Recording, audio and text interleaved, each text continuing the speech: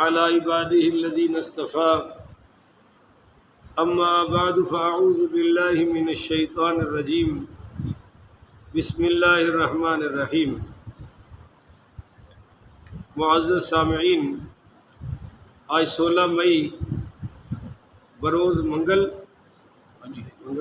2023 بعد نماز فجر کا یہ درس قرآن انشاءاللہ سورۃ الکہف آیت نمبر 12 سے لے کر آیت نمبر 16 تک درس جاری رہے گا۔ اللہ تعالیٰ سے دعا ہے اللہ مجھے شرح صدر کے ساتھ اب سچ بیان کرنے کی توفیق عطا فرمائے۔ اللہ تعالیٰ ہمیں عمل والی باتوں پر عمل پیرا ہونے کی توفیق عطا فرمائے۔ معزز سامعین، یہ تیسری قسط ہے سورہ کہف کی، اور پیچھے بیان ہو چکا ہے اصحاب کہف کون تھے، رقیم کیا ہے، یہ سارا کچھ پیچھے بیان ہو چکا ہے۔ یہ میں آیت نمبر 11 کوٹ کر رہا ہوں تاکہ پچھلا مضمون بھی ذہن میں آ جائے۔ فَضَرَبْنَا عَلَىٰ آذَانِهِمْ فِي الْكَهْفِ سِنِينَ عَدَدًا، بس ہم نے بند کر دیے ان کے کان سننے سے، یعنی فی الکہف اس غار میں، سنین عددا کئی سال تک جو گنے ہوئے ہیں۔ جب بندہ گہری نیند میں ہو تو پھر کچھ سنائی دیتا نہیں، اور جو ہی سنائی دینا شروع ہو جائے تو وہ نیند کا گہرا پن ختم ہو جاتا ہے۔ تو اللہ فرما رہا ہے کہ میں نے اتنا گہرا ان کو سلایا غار میں کہ ان کے کان تک بند ہو گئے۔ ثم بعثناہم، اور وہ گنتی کے چند سال تھے، کتنے سال تھے یہ بحث آگے آئے گی۔ ثم بعثناہم لنعلم ای الحزبین،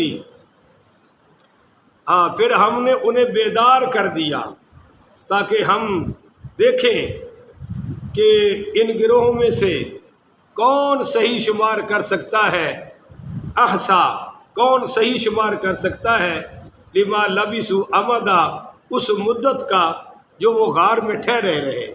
اصل میں مسئلہ یہ تھا کہ اصحاب کہف کی بات سنی سنائی تو چل ہی رہی تھی، ان کا جو قصہ تھا وہ سنتے سناتے تو لوگوں میں مشہور تھا، مگر اس کی اصل روح سرکار دو عالم صلی اللہ علیہ وسلم نے بیان فرما دی۔ اللہ فرما رہے ہم بیان کریں گے، ان کے پاس تو اٹکل پچو کے سوا ہے کچھ نہیں۔ اب وہ قصہ کیا ہے؟ تو نحن نقص علیک نبأہم بالحق، اے حبیب ہم بیان کرتے ہیں آپ سے ان کی خبر بالحق کی، بالکل ٹھیک ٹھیک ہے۔ اب یہ ٹھیک ٹھیک کیوں آ رہی ہے کہ قصہ تو مشہور ہے، کوئی وہ باتیں کر رہا ہے کوئی وہ باتیں کر رہا ہے۔ جب وہ قصہ مشہور ہو جائے تو جتنی زبانیں زیادہ ہوتی ہیں اتنی اس قصے میں ملاوٹ بھی زیادہ ہوتی ہے۔ اب آپ نہ کسی سے سنتے ہیں، اے نبی کریم صلی اللہ علیہ وآلہ وسلم، نہ آپ کسی سے پڑھتے ہیں نہ پوچھتے ہیں، تو آپ جو بیان کریں گے وہ حق ہوگا، کیونکہ اللہ تعالیٰ کی وحی سے بیان فرمائیں گے۔ انہم فتیۃ، بے شک وہ چند نوجوان تھے۔ فتیۃ بولیے، چند نوجوان، فتح سے ہے، بالکل نوجوان تھے۔ آمنوا بربہم، جو ایمان لے آئے اپنے رب پر۔ اب وہ کون تھے قرآن نے نہیں بتایا، کہاں رہتے تھے قرآن نے نہیں بتایا، کون سا بادشاہ تھا قرآن نے نہیں بتایا۔ بادشاہ کوئی بھی ہو، کسی پر کوئی فرق نہیں پڑتا، علاقہ کوئی بھی ہو، واقعہ پر کوئی فرق نہیں پڑتا۔ قرآن کہتا ہے کہ میں تمہیں ہدایت کی بات بتاتا ہوں، تم وہ لے لو، باقی ساری باتیں چھوڑ دو۔ جو میں نے بیان نہیں کی تمہیں بھی ان کے پیچھے پڑنے کی ضرورت نہیں ہے۔ تو انہم فتیۃ آمنوا بربہم، وہ چند نوجوان تھے جو رب پر ایمان لائے۔ ایمان کیا مطلب؟ مشرک بھی اپنے آپ کو بے ایمان نہیں مانتا، یہودی بھی اپنے آپ کو بے ایمان نہیں مانتا، عیسائی بھی اپنے آپ کو بے ایمان نہیں مانتا۔ تو یہاں ایمان کا مطلب کہ وہ نبی والا ایمان لے آئے، نبی والے عقیدے پر آ گئے۔ نبی سے مراد یہاں زیادہ تر مفسرین نے حضرت عیسیٰ علیہ السلام کو لکھا ہے۔ تو خیر، وزدناہم ہدا، ہم نے ان کے نور ہدایت میں اضافہ کر دیا۔ وزدناہم ہدا، ہم نے ہدایت ان پر غالب کر دی۔ وزدناہم ہدا، ہم نے ہدایت پر ان کو پکا کر دیا۔ وَرَبَطْنَا عَلَىٰ قُلُوبِهِمْ، اور ہم نے ان کے دلوں کو مضبوط کر دیا۔ سورۃ قصص میں آیت نمبر 10 میں آ رہا ہے کہ لولا الربطنا علیہا، کہ ہم نے موسیٰ علیہ السلام کی ماں کا دل مضبوط کر دیا، اگر مضبوط نہ ہوتا تو وہ دریا میں پھینکنے کو تیار ہے۔ یہ جو بچے کو دریا میں پھینکا، اللہ کہتا ہے میں نے موسیٰ کا دل تکڑا کر دیا۔ اب یہاں کیا بات ہے؟ وَرَبَطْنَا عَلَىٰ قُلُوبِهِمْ، کہ ہم نے ایمان والوں کے دل تکڑے کر دیے۔ ہمارے ہاں ایمان والے وہ ہوتے ہیں جو بہت کمزور ہوں، کھڈے لین لگے ہون، اور وڈا انہوں کہتے ہیں درویش صوفی جڑا بولے ہی نہ، مولوی صاحب بڑا درویش ہے، کیوں جی بات ہی نہیں کرتا، بولتا ہی نہیں، کوئی سنت توڑے دین توڑے، اس گونگے شیطان کو فرق ہی نہیں پڑتا۔ اللہ کہتا وَرَبَطْنَا عَلَىٰ قُلُوبِهِمْ، ہم کہ ان کے دل کے کر دیے تکڑے، اور جب دل تکڑا ہوتا ہے، دل بہادر ہوتا ہے، تو پھر کیا ہوتا ہے؟ اذ قاموا، وہ کھڑے ہو گئے قوم کے سامنے۔ کہو سبحان اللہ۔ دل تکڑا ہو تو بندہ کھڑا ہوتا ہے نا، اور جڑا دلوں ہارے ہے ان کروڑ پتی بنا دو بزدل ہے، وہ جناب ارب پتی بن جائے بزدل ہے، کھرب پتی بن جائے بزدل ہے۔ اللہ کہتا ہے دل تکڑے تھے، اذ قاموا، کھڑے ہو گئے ڈٹ کر، فقالو، اور کہنے لگے ربنا رب السماوات والارض، ہمارا پروردگار، ہمارا رب وہ ہے جو آسمانوں کا بھی رب ہے، زمین کا بھی رب ہے۔ لن ندعو من دونہ الہا، اور ہم اس کے سوا ہرگز کسی کو پکارنے والے، پکاریں گے بھی اس کو، سجدے بھی اسی کو کریں گے۔ لن ندعو، ندا پکارنا، مدد مانگنا، یہ ہم صرف اللہ سے مانگیں گے اور کسی سے، کن سے؟ جن کو تم نے معبود بنا رکھا ہے، ان سے تو ہم بالکل مدد نہیں مانگیں گے۔ ہاں، لقد قلنا اذن شططا، اگر ہم کہیں کہ کوئی اور بھی ہے اس قابل، تو یہ بات تو بالکل حق سے دور ہے، یہ بات تو بالکل حد سے بڑی ہوئی ہے کہ ہم اللہ کے سوا کسی، ہؤلاء قوم اتخذوا من دونہ ہؤلاء قومنا، اور یہ ہے ہماری قوم، قوم کو مخاطب کر کے کہا، بولو قوم کو مخاطب کر کے کہا۔ یا ماشاءاللہ سمجھاتے ہیں مولوی صاحب، سامنے گل نہیں کرنی، سامنے گل نہیں کرنی، ہوگا ہؤلاء قومنا، یہ ہے ہماری قوم، اتخذوا من دونہ آلہہ، جنہوں نے بنا لیا ہے اس کے سوا غیروں کو خدا، غیروں کو معبود۔ لولا یاتون علیہم بسلطان بین، ایسا کیوں نہیں ہوتا کہ جن کو یہ معبود بنا رہے ہیں ان کے لیے کوئی واضح دلیل لے کر آئے نا، ہمیں بھی تو پتہ چلے یہ معبود کیسے ہیں، پر بولو ان کے پاس کوئی دلیل ہے نہیں۔ اب سنیے، فمن اظلم، بھائی اس سے بڑا ظالم کون ہے؟ اظلم، اس سے بڑا بے انصاف ظالم کون ہے؟ ممن افترا علی اللہ کذبا، جو اللہ پر جھوٹ باندھے۔ اب یہ اللہ پر جھوٹ ہے نا کہ اللہ نے اپنے سوا بھی ایسے بنا رکھے ہیں جو سنتے بھی ہیں، جو مدد بھی کرتے ہیں، جن کو سجدہ بھی کرنا چاہیے، رکوع بھی کرنا چاہیے، وغیرہ وغیرہ۔ وَإِذِ اعْتَزَلْتُمُوهُمْ، جب تم الگ ہوئے ان کفار سے، ہم ضمیر کا مرجع وہ کفار ہیں، وَمَا يَعْبُدُونَ، اور ان معبودوں سے جن کی وہ پوجا کرتے تھے، إِلَّا اللَّهِ،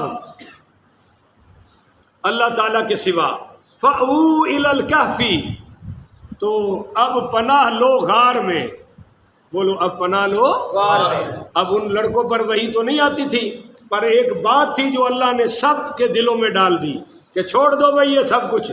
اب یہ قصہ صحابہ کو سنایا جا رہا ہے کہ تم بھی عقیدہ توحید کا اعلان کر رہے ہو، تمہیں بھی مشکلیں آئیں گی حضرت یوسف کی طرح، پیچھے سورہ یوسف گزر گئی ہے نا، اور حضرت یوسف کے قصے میں کیا ہے کہ مشکلیں آئیں، بولو بھی ذرا، مشکلیں آئیں، مگر حضرت یوسف ڈٹ کے رہے، صبر سے رہے، اللہ سے ڈرتے رہے، بالآخر اللہ نے ان کو غلبہ عطا فرما دیا۔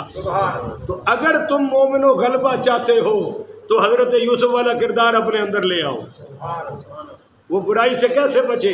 ایسے بچو نا، بھائیوں کو کیسے معاف کیا، کر دیا کرو نا، کیسے انہوں نے جناب کسی سے انتقام نہیں لیا، نہیں لیا کرو نا، وغیرہ وغیرہ۔ اور یہاں بھی بتایا جا رہا ہے کہ اے میرے نبی کے صحابیو، تم دیکھو کہ اصحاب کہف کے ساتھ کیا ہوا.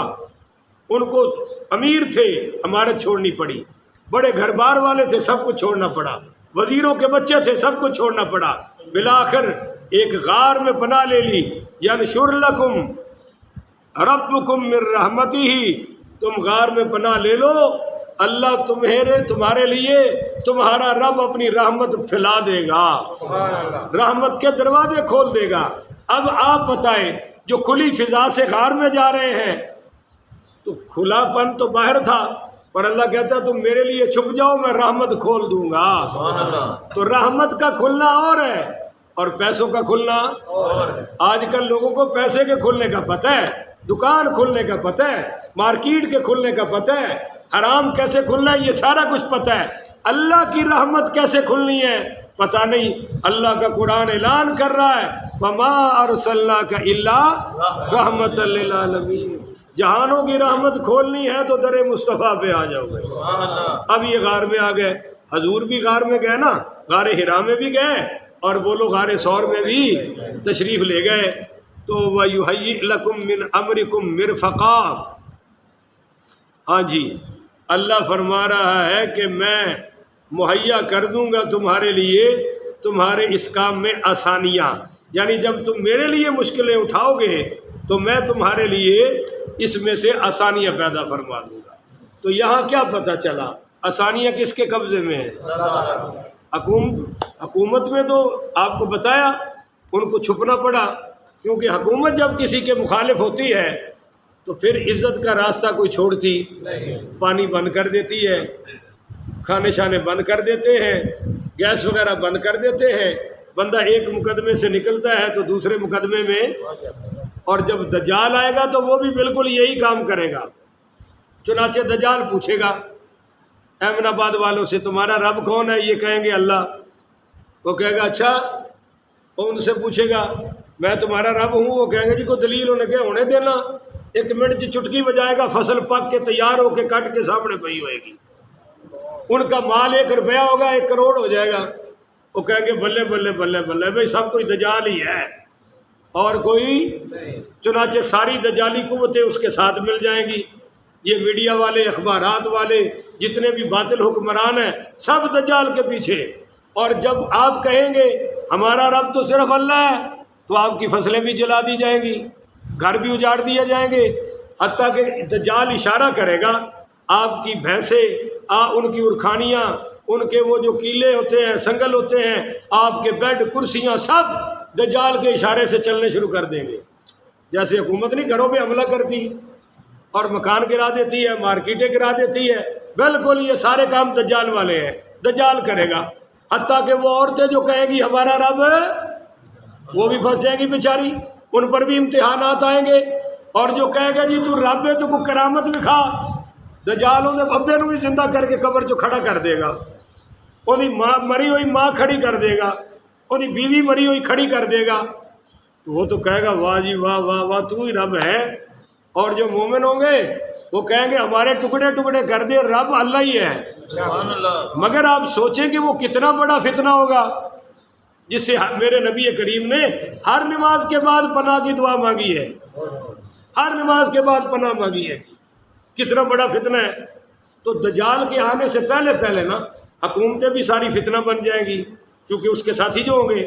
اور ایک بار اتنا دھرتی پر ظلم پڑے گا جیسے آج ہو رہا ہے. اور ویسے بھی دجال کا آنا قریب ہے، ہر طرف ظلم ہی ظلم ہے، ہر طرف مسلمانوں کو گاجر مولی کی طرح کاٹا جا رہا ہے. آپ اپنے پاکستان میں دیکھ لیں، جو سچ بولے اس کی خیر ہے، جو میرٹیبل آفیسر آ جائے اس کی محکمے میں کوئی عزت ہے. مثلا پولیس میں کوئی رشوت کے خلاف آ جائے. بھاول نگر کے ایک DSP صاحب تھے، وہ انہوں نے رشوت بند کر دی تو ان کو گھر 3 دن سالن نہیں پکتا تھا. اس پرانے دور کی بات کر رہا ہوں بھائی، 1979-78 کی بات، بزرگوں سے سنی ہے، وہ مشہور ہو گیا. ایک MS کسی ہاسپٹل میں ایماندار آ جائے سارا عملہ اس کے خلاف ہے. تو یہ سب دجالی کام ہے. یہ کون سی تہذیب ہے؟ دجال کی. بولو کون سی تہذیب ہے؟ دجال کی. کہ اگر آج حکومت میرے خلاف ہو جائے تو جو میرا نام لے گا اس کی بھی خیر ہے. جو لاہور میں کہے گا جی ہم اس کو مانتے ہیں اندر، اس کی بیٹیاں اندر، بچے اندر، یہ طریقہ کار دجال کا ہے۔ اور اگر اسلامی حکمران ہو تو وہ اپنے اوپر تو کیا غیر مسلموں پر بھی ظلم نہیں ہونے دیتا۔ ہاں جی، حضرت عمر پاک رضی اللہ تعالی عنہ نے ایک گورنروں کی میٹنگ بلائی اور ان گورنروں سے فرمایا کہ کسی غریب کا مسئلہ تم لوگوں نے حل نہ کیا اور وہ غریب اللہ کرے پہنچ جائے مجھ تک، تو فرمایا میں نہ تمہارا گورنر ہونا دیکھوں گا نہ معزز ہونا، میں اس گورنر کو زمین پر لٹاؤں گا، اس کی ایک گال زمین پر ہوگی اور دوسری گال پر عمر کا پاؤں ہوگا، میں پاؤں اس وقت تک نہیں اٹھاؤں گا جب تک غریب کو انصاف نہیں مل جائے گا۔ اب ساری لوٹ مار ان کے لیے اور ساری غربت اور مہنگائی عوام کے لیے، تو یہ ترقی کر رہا ہے جی پاکستان۔ اللہ تعالی ہمیں ان دجالوں سے، دجالی تہذیب سے محفوظ فرمائے۔ اللہ تعالی حق اور سچ پر عمل کی توفیق عطا فرمائے۔ آخر ودعوانا ان الحمدللہ رب العالمین۔